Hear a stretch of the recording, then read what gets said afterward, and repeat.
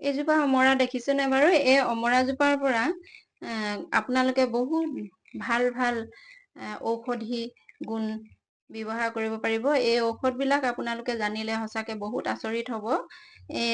ইয়াৰ যিবিলাক গুণাগুণ, সেই গুণাগুণ বিষয়ে মই আপোনালোকক জনাইছো।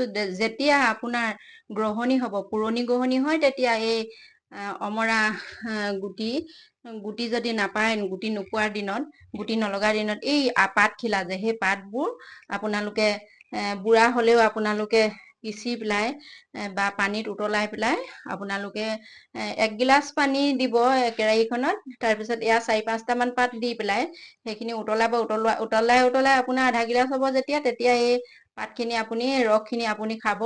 আৰু এই অমৰা গুটিৰ পৰা আপুনি কি কৰিব, এইখিনি অমৰা, মই এই অমৰাটো লৈ আহিছো, এক থোক মই ছিঙিলো।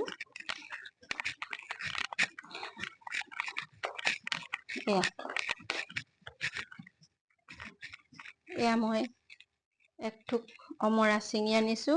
এই অমৰা ছিঙি অনা এইখিনিৰ পৰা আপোনালোকে কি কৰিব জানেনে?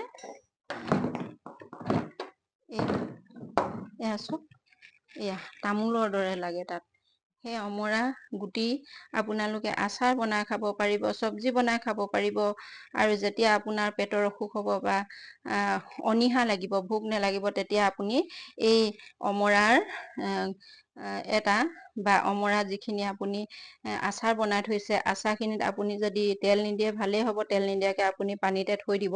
পানীত যেতিয়া বৈয়ামত ভৰাই ৰাখিব নিমখ দি, সেই তাৰ যদি 1 চামুচো আপুনি খাই দিয়ে, তেতিয়াহ'লে সেই পানীখিনি আপোনাৰ বহুত দেহত উপকাৰ আনিব, আপোনাৰ দেহলৈ এনাৰ্জি বঢ়াই আনিব।